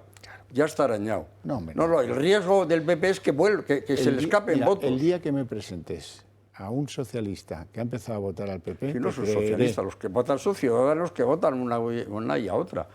Candidatura y a otra. Pero eso es lo que yo he leído en los periódicos, vamos, no me lo he... Yo también lo he leído, pero no me lo creo. Y luego que ha subido el PP es evidente. Te digo que todo lo que yo leo no me lo creo. La situación de hoy es 28 escaños PP, 5 escaños Vox, 38 y pico % votantes del PP, 8% del Vox. Coño, yo creo que hay que hablar. Le han ofrecido la presidencia de la Asamblea, un secretario y el senador autonómico, no sé si hay uno o más, me da igual. Les ha decidido que Vox no va a sacar por su cuenta probablemente ninguno, o casi ninguno. Pues hombre, está bien, pero ve que el que tiene el 38% frente al 8% quiera gobernar con autonomía y con un gobierno propio, no me parece nada de otro jueves, ya está aritméticamente razonable. Yo creo que lo que le ha ofrecido está bien. Lo que pasa es que yo creo que Vox ahora ha ganado el sector más duro, por decirlo así. Ha desaparecido el Espinosa de los Monteros, que era el hombre de tal, y ha aparecido este boxedeo, no sé cómo se llama, que aquella ilustre militante, que ya no es militante, decía que era José Antoniano, ¿no? Pues se ha radicalizado Vox. ¿Por qué? ¿Porque cree que le conviene o porque le da la gana? No, eso no lo sé, porque yo mi intención es ambos casos. No me meto con las intenciones de nadie. Pero yo lo que digo es que si con un 38-8, con un 28-5, no se deja gobernar a alguien, pues no sé cómo. ¿Qué va a pasar el 23 de julio si el PP tiene que gobernar? ¿Le va a exigir un cuarto, un quinto o un tercio del gobierno? ¿Qué quiere? ¿Que no haya gobierno nunca en España? Es decir, que no se pueda gobernar en coalición. Cuando hay una coalición, lo que no puede haber es aversión. Y ahora hay aversión de Vox al PP manifiesta. Es que no pierden un día de insultar. No oirás insultos del PP al otro lado. ¿No? Te pongo de Guardiola, te puedo hacer una Guardiola, ya te he dicho que es una paz sin sal. Yo no sabía ni que existía. De tu paisano, el de la playa, te puedo hacer 2 tintas. Insultar. ¿De Semper? Yo lo he visto insultar. Pero yo te digo, creo que es un problema aritmético, no hay que hacerle más vueltas. Han querido sacar el rollo de la ideología de género. La ideología de género es un problema gravísimo, que es un problema de deshumanización salvaje, que no lo pueden tratar los políticos. Es algo tan serio que no lo pueden tratar los políticos. Tienen que tratarlo los académicos, los intelectuales, quien sea, nunca los políticos. Y se han metido en la tontería terminológica, si es ideología de género, si es de machistas. Oiga usted, que eso es la espuma del asunto. El problema de fondo es gravísimo y no es para discutirlo en una mesa en la que se están negociando escaños de concejales o de gobiernos autonómicos. Yo creo que es una locura lo que está ocurriendo. Bueno, yo le veo muy enfadado. Yo estoy muy enfadado. No, enfadado no, porque yo soy así. Muy vehemente. Soy vehemente, no enfadado. Bueno, yo estoy en contra absolutamente de todo lo que ha dicho usted, con todos mis respetos. En primer lugar, el ala... respeto también, si está en contra, está en contra. Pero con respeto, claro. Se puede estar en contra con respeto. Entonces, partiendo de la base del ala Buxade, el ala Iván Espinosa de los Monteros, vamos a dejar esa partida de ajedrez porque en Vox no existe. Vox es un movimiento social, todos vamos a una, todos vamos a lo mismo, todos tenemos la misma ideología, somos un partido vertical y todos sabemos lo que queremos en nuestros 100 puntos. Con lo cual, esos son... ese tipo de discusiones vienen muchos por los medios de comunicación, sí, claro, para crear tensiones donde no existen, porque todos los que estamos dentro de Vox sabemos que eso no existe y estamos tan tranquilos y nos da exactamente igual. En segundo lugar, Santiago Abascal es el primero que en toda España ha dicho que tiende la mano al PP con absoluta generosidad. Absoluta generosidad. En Extremadura lo que está ocurriendo es una obcecación profunda de esta señora que ha insultado a Vox. Claro que lo ha insultado porque ha entrado en unas partidas ideológicas muy nuestras que también hay que respetar, porque no estoy con usted de acuerdo en que la violencia de género, la ideología, no sean cosas importantes y sean de magistrados y catedráticos. No, señor, esas cosas se dan en las calles, se dan en las escuelas, se dan en talleres, se dan en medios, y esas cosas que yo he trabajado en colegios se dan en adoctrinamientos. Son cosas importantísimas, claro, son cosas importantísimas y que hay que debatir, porque esas cosas que parece que son tonterías después llegan a nuestros hogares. Sí, pero que como que no había que entrar en la negociación. Que hay que ir al fondo de los problemas, pero no es que ese es un fondo del problema, es una línea roja de Vox y se nos tiene que respetar. Un pacto es yo te doy, tú me das, pero vamos a respetar lo que es la ideología concreta también nuestra, porque si no es que siempre parecemos como el felpudo. Y hay que ser generosos. Tiene que gobernar el mayoritario. El respeto a las minorías tiene límite. Respeta a mi minoría. Sí. Eso es muy peligroso. Es muy peligroso. Te voy a poner un ejemplo definitivo. Es muy peligroso lo que acaba de decir. ¿Me dejáis? Hay que respetar a las minorías. ¿Me dejáis hablar? Gracias. Muy amables. Los textos son ley. Y dicen los textos de lo que cabreaba al PP, de lo que planteaba Vox, que una de las cosas que les cabreaban supino no era la ideología, no. Era el retirar las subvenciones a los sindicatos y a los liberados sindicales. Fíjate tú por dónde. Y eso, yo creo que cualquier votante de derechas está a favor de eso. Y tiene razón, yo creo que tiene razón Vox cuando dice, oiga, para replicar gobiernos filosocialistas no hemos venido, búsquense a otros, nosotros no estamos en eso. Por cierto, que Iván Espinosa, como sabes, es el marido de Rocío Monasterio, sí, claro, que ha sido, pero está desaparecido. Ha sido la guinda del pastel de Ayuso, ¿o no? ¿Cómo que está desaparecido? La persona que dijo hasta aquí y se acabó lo gratuito, a partir de ahora tenéis que... esto ya de primo no vamos a volver a ir, ¿no? ¿Y qué ha pasado? Pues que se acabó Rocío. Bueno, ya veremos. Bueno, se acabó, vamos, no se ha muerto. Veremos, que no cuenta, da igual. Lo que le ha ido mal en estas elecciones. Claro que cuenta, porque... Yendo a lo sustantivo, hay que respetar siempre a las minorías, pero la minoría no puede convertirse en mayoría. Hay un ejemplo aterrador. La sentencia del Tribunal Supremo del Procés, el presidente Marchena, quería la unanimidad para evitar que en Europa hubiera un problema, tal y cual. Todos estaban de acuerdo con que era rebelión, menos uno o dos, no me acuerdo muy bien, que decían que no era rebelión. Para conseguir la unanimidad, la minoría se impuso a la mayoría, no se le sentenció por rebelión, se dijo aquello de la ensoñación, que fue una ensoñación, una especie de tajada que tuvieron unos tíos. Bueno, ganó la minoría para conseguir la unanimidad, en este caso para conseguir el gobierno, que sería lo mismo, y perdió la mayoría que tenía la razón. A la minoría hay que respetarle, pero hay que aceptar siempre el resultado de la mayoría, porque si no, esto es una locura. Bueno, ahí discute que Guardiola vaya a ser presidenta de Extremadura, si quiere serlo. Lo que pasa es que no parece que quiera serlo, porque para serlo va a tener que pagar lo que le diga. Tiene que pagar un precio que no es razonable. Bueno, pues... Porque cuando le han dado, como te he dicho, presidente de la Asamblea, ella ya ha dado la el solución. presidente de la Asamblea tiene mucho más mando de lo que parece. Ella ya ha dado la solución. ¿Quién es ella? Guardiola. Repitamos elecciones. Pues vamos a repetir elecciones y vas a ver que sale lo mismo. Y verás tú qué. Bueno, no tenemos tiempo para más. Os agradezco mucho vuestra presencia y vuestras opiniones, y a ustedes su paciencia y su interés, pero para ustedes tengo premio, para vosotros no. A la vuelta de la publicidad abrimos aquí el día en 30 minutos.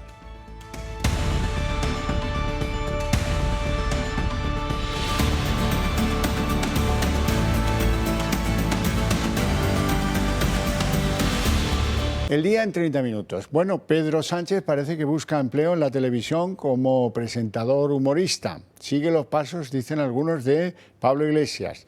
Se quedó sin los 6 debates con Feijóo, los echa de menos y ahora parece que piensa llegar al comienzo de la campaña electoral sobre la base de entrevistas diarias a sus ministros en YouTube.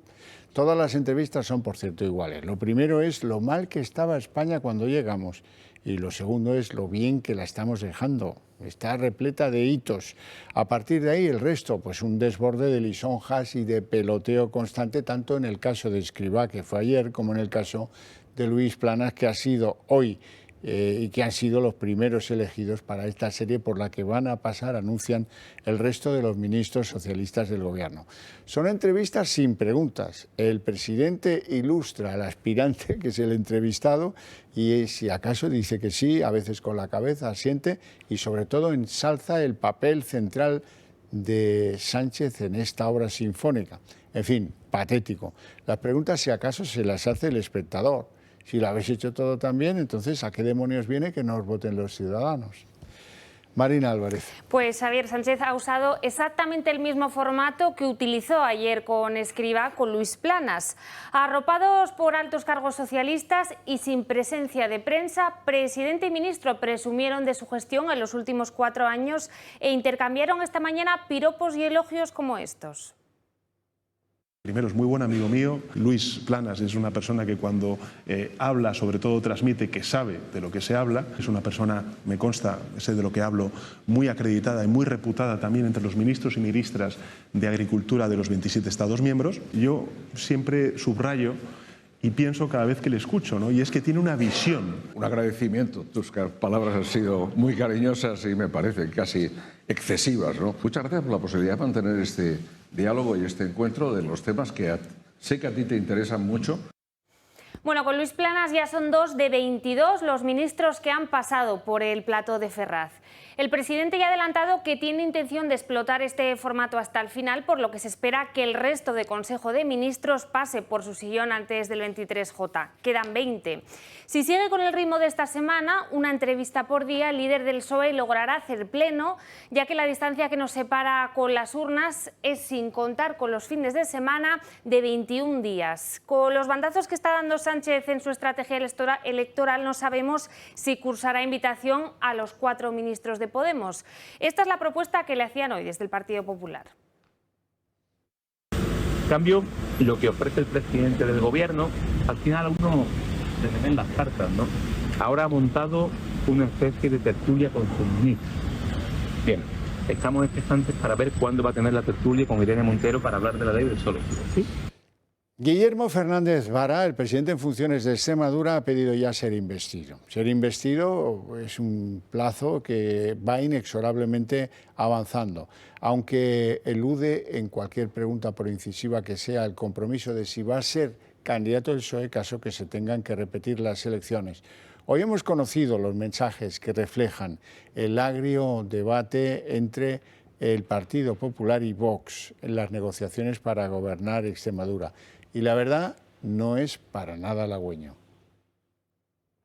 Ofrece su apoyo a Vara. Le vamos a hacer hoy llegar una propuesta para un acuerdo de gobierno de progreso. Si el verdadero objetivo es Extremadura y son los extremeños y las extremeñas, las izquierdas de esta región sabremos ponernos de acuerdo mucho antes de lo que lo va a hacer la derecha. La marca morada de la región quiere zanjar así la crisis que vive Extremadura tras el choque entre PP y Vox. Necesitarían eso sí de su abstención, pero la guerra entre ambos grupos preocupa al presidente en funciones de la región. Y es que una repetición electoral podría ser una salida al bloqueo y el socialista Fernández Vara, que se va a presentar ahora a la investidura, no quiere ni pensar en ese futuro escenario. A mí la frivolidad con la que se ha dicho que si hay que ir a elecciones se va, el pensar que eso puede ser una posibilidad, a mí simplemente me indigna y me transmite además una sensación, y es que el PP y Vox estaban experimentando cómo se van a relacionar a partir del 23 de julio. La séptima planta de Génova defiende la postura de su candidata. Nosotros lo que creemos que es mejor para Extremadura es un gobierno de María Guardiola en solitario,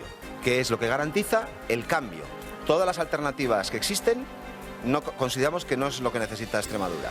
Pero la brecha abierta por el PP de Guardiola deja secuelas en el resto de equipos populares. En Castilla y León, con experiencia en el tema, evitan hablar sobre un posible pacto entre PP y Vox, mientras en Baleares los de Proens insisten en que tiene que haber algún tipo de cesión. La posición de María Guardiola es lógica para algunos, como el valenciano Carlos Mazón, pero también arriesgada, según lo califican, en el entorno de Ayuso. En Extremadura, sin embargo, ha sido la de los socialistas la lista más votada, y que los populares necesiten de Vox para alcanzar la mayoría, aunque sea mediante su abstención, es tan evidente como sorprende en el partido su rechazo a cualquier tipo de acuerdo. El Mundo ha hecho públicos los mensajes intercambiados entre los negociadores de ambos partidos, mensajes lapidarios en el que los populares acusan directamente a los de Abascal en Madrid de dinamitar todo tipo de acuerdo.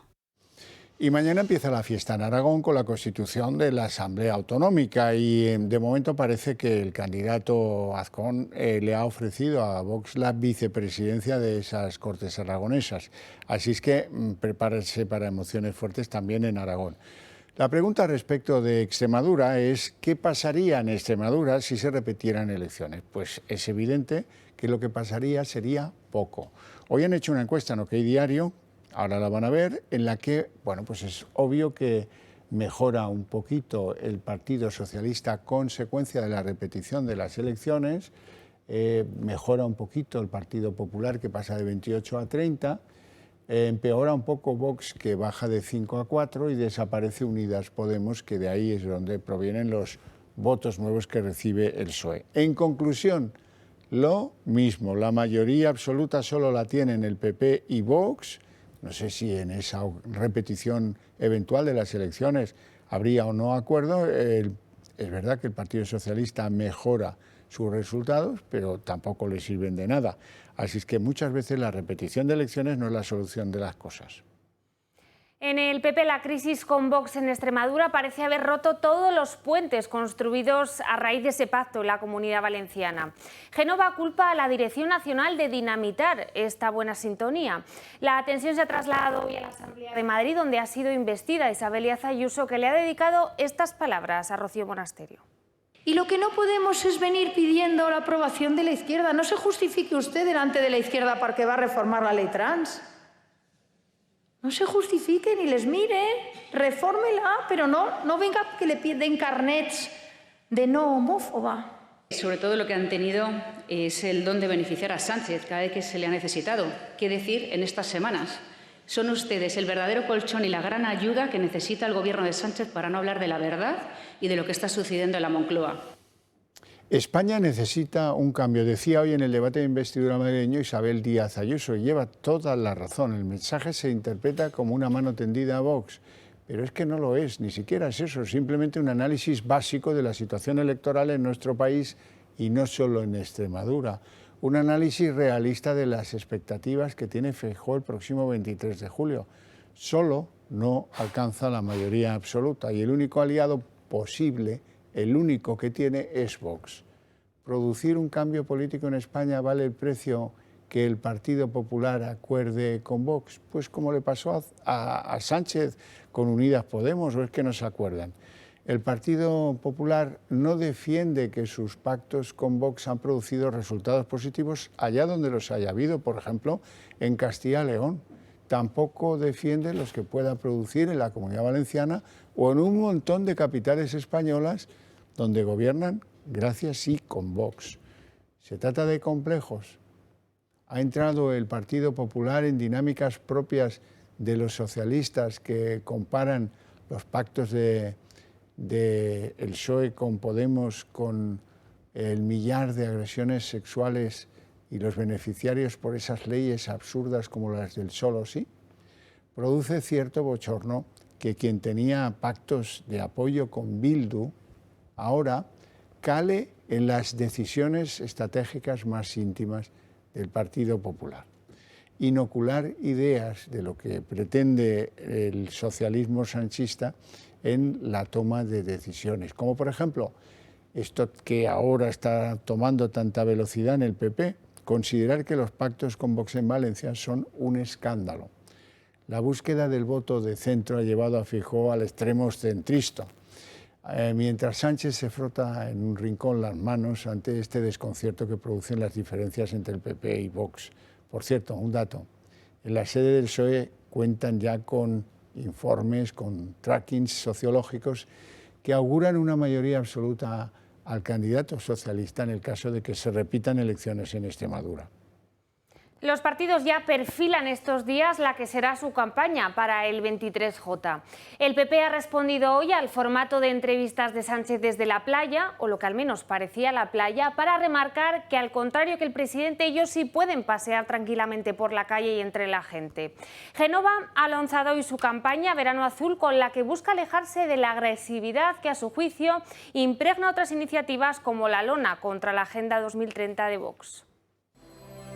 Justo cuando arranca el verano, los partidos políticos sacan toda su artimaña electoral. Aunque ustedes periodistas y nosotros políticos no lo vayamos a acatar mucho, comenzó oficialmente el verano. En medio de una playa falsa, el PP llama a la ilusión. Queremos hacer y vamos a hacer una campaña ilusionante, en positivo, frente a quienes quieren convertir, como han hecho estos 5 años, esta campaña y la política española en un foco permanente de crispación. Un verano azul al que apelan los populares y con el que simbolizan una posible victoria, quién sabe si con mayoría, del presidente Feijóo en las generales, y que sin embargo se ha llevado un sinfín de comentarios en tono irónico en las redes sociales. Vox también ha salido a la carrera por el sillón de la Moncloa y lo ha hecho desplegando una gran lona en pleno centro de Madrid y que ya ha sido elevado por los socialistas ante la Junta Electoral Central. Cargan contra el feminismo encarnado por el Ejecutivo de Sánchez, la Agenda 2030 o las políticas aplicadas por igualdad y una postura de la que los populares tratan de desmarcarse. Los estilos y los objetivos de otras formaciones políticas suyas son. Nosotros no nos vamos a dejar contaminar en ningún caso ni por la agresividad, ni por lonas. La brecha entre el PP y Vox en Extremadura puede complicar el ritmo y el tono que ambos grupos empleen en la campaña. Y entre tanto, Sánchez también ha visto el momento de dar un giro en su estrategia de campaña. Y un poco, Luis, como hicimos ayer con el ministro Escrivá, a mí me parece importante también en este inicio de la conversación, de esta sesión de trabajo, hablar de dónde partimos, ¿no? Y tras agendarse un espacio en los prime time más televisivos, se abre ahora a un nuevo formato en el que se presenta como regidor de un espacio de debate con miembros de su ejecutivo y que, eso sí, no tiene pinta de integrar al espacio de Unidas Podemos y tampoco de Sumar. Volviendo a las entrevistas del presidente entrevistador, donde no se da puntada sin hilo, ¿eh? Lo de Extremadura es para Sánchez un bochornoso intercambio de sillones por derechos, como si él hubiera intercambiado sillones por follones con Unidas Podemos, por ejemplo, y alguno más, con Esquerra también. Las entrevistas son además un prodigio de un Sánchez con capacidad humorística probada. Le reprocha a Feijóo que para él los debates son como los gimnasios en enero, un sitio en el que te apuntas y luego no vas, jaja, y se ríe el público. Para Feijóo, los debates son como los gimnasios en enero, ¿no? Uno se apunta, pero nunca va. ¿Qué temor tiene el Partido Popular a debatir? Y probablemente la respuesta la encontremos en mucho de lo que, por desgracia, estamos viendo durante estos últimos días y estas últimas semanas. La imposibilidad de poder explicar este lamentable esperpento que estamos viendo de intercambio de votos por derechos. Bildu lleva en sus listas a las generales a una condenada a 2 años de prisión por pertenencia a ETA. Marije Fullaondo, así se llama, irá como número 2 al Congreso por Vizcaya. Esta exetarra fue detenida en 2007 junto a otras 34 personas por ser miembro de la Mesa Nacional de la ilegalizada Batasuna. Su objetivo era presentar al brazo político de ETA distintos procesos electorales, motivo por el que fue condenada a 2 años de prisión. Con este nuevo fichaje, Bildu vuelve a desafiar a las víctimas tras la inclusión de 44 etarras a las listas de las pasadas municipales. La Asociación Dignidad y Justicia llegó a elevar a 89 los candidatos que Bildu ha presentado y que han estado condenados por terrorismo desde el año 2011.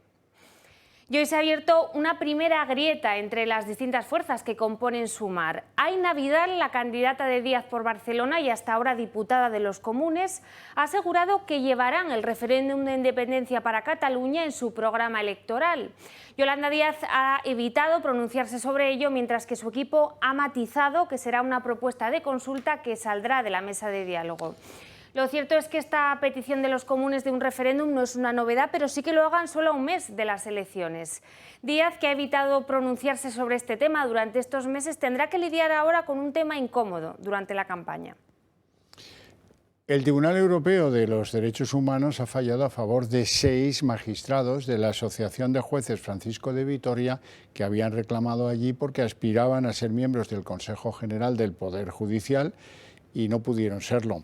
Le reconocen ahora su derecho a participar en tiempo y forma en la renovación del máximo órgano de gobierno de los jueces en España y creen y dictaminan que el Tribunal Constitucional vulneró los derechos civiles de estos jueces al inadmitir su recurso de amparo. ¿Pero cambiará algo la sentencia del Tribunal Europeo de Derechos Humanos? Pues eso mismo se preguntan incluso los más eminentes juristas. Vamos con más noticias. Centrar la campaña en la economía no parece la mejor estrategia para el 23J. Según una encuesta del Instituto DIM, solo un 33% de los españoles aprueban la gestión económica del gobierno.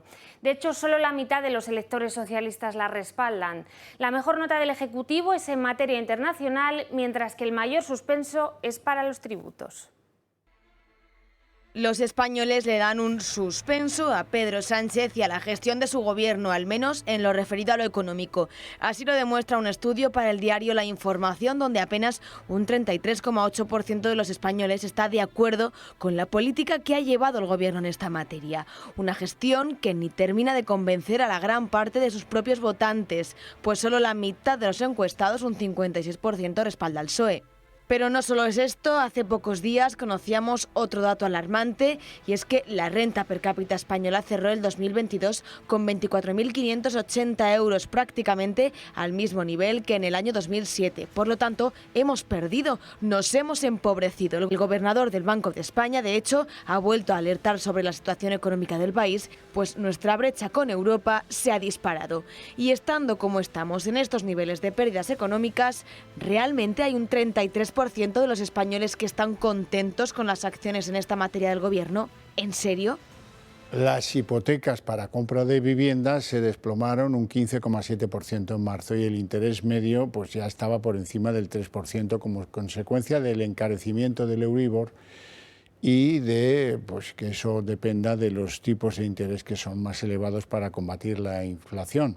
La firma de los préstamos hipotecarios se cae por segundo mes consecutivo y, según dice el Instituto Nacional de Estadística, el importe medio de las pocas hipotecas de vivienda que se están cerrando ahora es de 142.663 euros.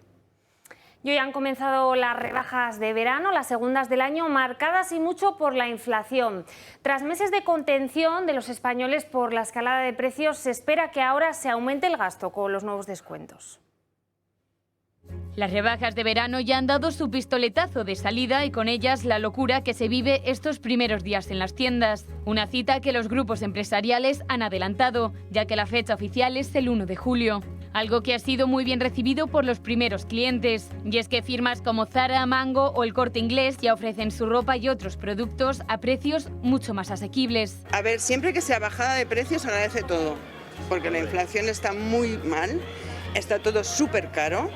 y evidentemente mucha gente no se puede permitir muchas cosas. Siempre viene muy bien, porque como está la situación, con una rebajilla, pues nunca viene mal. Un periodo muy ansiado para muchos en el que la OCU prevé un impulso en las ventas, ya que la inflación ha llegado al 42% de los hogares, por lo que para muchos la compra de ropa es un gasto difícil de afrontar. Y es que aunque el precio del vestido y del calzado ha bajado un 0,8% en lo que va de año, el IPC no ha dejado de subir, concretamente un 1,7% desde el mes de enero, algo que ha lastrado y sigue lastrando el bolsillo de las familias. Por ello, se espera que muchas familias aprovechen las rebajas de verano para la compra de vestido y calzado pendiente. Pero ojo, la OCU también pide a los ciudadanos que eviten caer en la trampa del consumo excesivo y no se dejen llevar por las compras impulsivas, por lo que desde este jueves y hasta el próximo 1 de agosto se ofrecerán descuentos que en establecimientos como el Corte Inglés llegarán hasta el 50%. Destacan productos de moda, zapatería, hogar, deportes, tecnología, ocio y accesorios. Y entre los más demandados figuran prendas de vestir, bolsos y zapatos, así como productos para el hogar. Así que ya saben,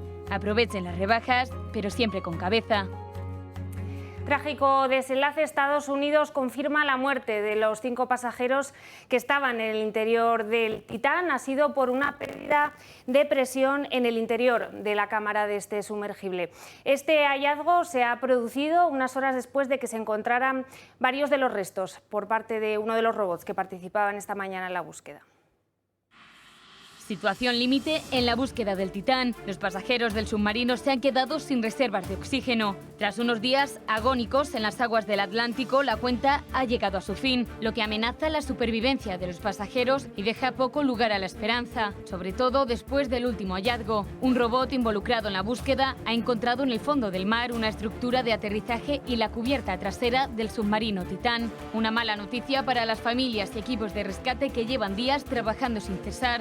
Aún así, los responsables de la búsqueda no se dan por vencidos y el operativo sigue desplegado. El buque francés y su famoso robot submarino Victor 6000 ya están bajo el agua en busca del Titán, por lo que con este ya son al menos 5 barcos los que están buscando al submarino y habría otros 4 en camino. Uno de ellos, un buque provisto del sistema de rescate más avanzado de la Armada estadounidense, que es capaz de recuperar objetos de las profundidades de hasta 27 toneladas y en profundidades de casi 6 kilómetros. Reino Unido también ha querido brindar su apoyo y ha incorporado a la búsqueda un submarinista de la Marina y equipos especializados que poco tardarán en llegar a la zona. Un momento crucial en el que también se ha unido personal médico para reforzar el rescate. Una arriesgada expedición en la que expertos y antiguos pasajeros cuestionan su seguridad. Te pasa eso y despídete.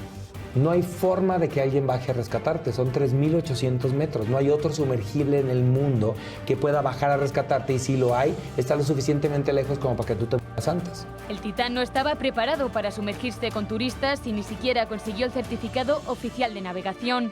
En cualquier caso, los restos hallados del sumergible dejan poco lugar a la esperanza y este rescate ya se ha convertido en el más angustioso de los últimos años.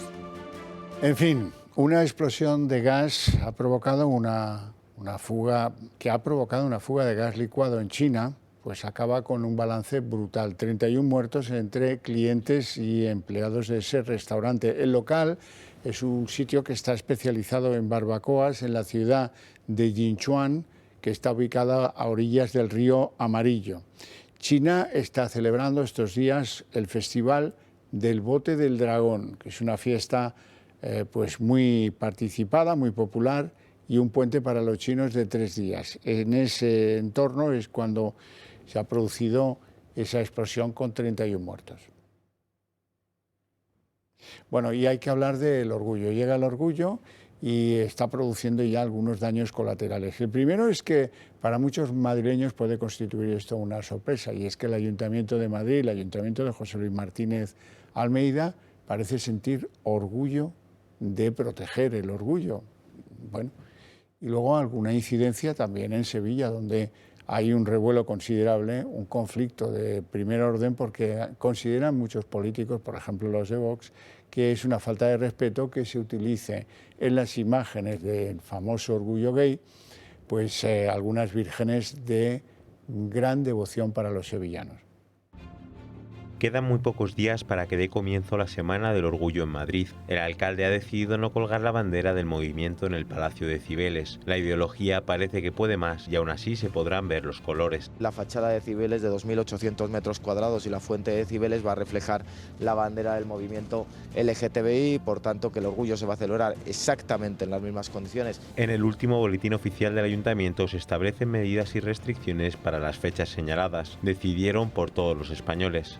Mediante acuerdo adoptado en su sesión ordinaria celebrada el 29 de junio de 2016, el Pleno del Ayuntamiento de Madrid declaró la manifestación y las fiestas de Madrid Orgullo como de especial significación ciudadana e interés general para la ciudad de Madrid. La circulación de vehículos estará limitada del 25 de junio al 2 de julio, menos el 26 y 27, desde las 18 horas hasta las 23:59, en todo el distrito centro menos en el barrio de Embajadores, por las calles Princesa, Aventura Rodríguez, Ferraz. Repartidores, trabajadores, vecinos, para los ciudadanos en general, cortan los accesos e imposibilitan la circulación. Los días 1 y 2 de julio, con motivo de la manifestación por las calles de Madrid, habrá cortes y limitación al tráfico de automóviles, en parte del distrito centro, y también por el barrio de Recoletos, Castellana, Jerónimos, ocupan las calles. Según el boletín, dada la excepcionalidad, no serán sancionados los vehículos de más de 3.000 kilogramos de masa máxima autorizada, que se encuentran estacionados o circulando en el perímetro de seguridad durante los horarios de las restricciones. El movimiento LGTBI argumenta que es una fiesta caracterizada por la diversidad, inclusividad y respeto, pero en ocasiones falla. En el cartel del Orgullo de Sevilla aparecen las patronas de la ciudad, Santa Justa y Rufina, y desde Vox han pedido al nuevo alcalde popular que corrija la ofensa del anterior y del PSOE. Una fiesta marcada por la ideología que repercute en todos los ciudadanos, ya que parte de la ciudad se detiene para que se pueda celebrar. Hasta aquí el día en 30 minutos. Les deseamos una feliz noche, especialmente si la deciden compartir con nosotros. Y les dejamos ahora con el gato al agua, con esa entrevista a Jorge Campos, presidente de Vox Baleares, esta mañana.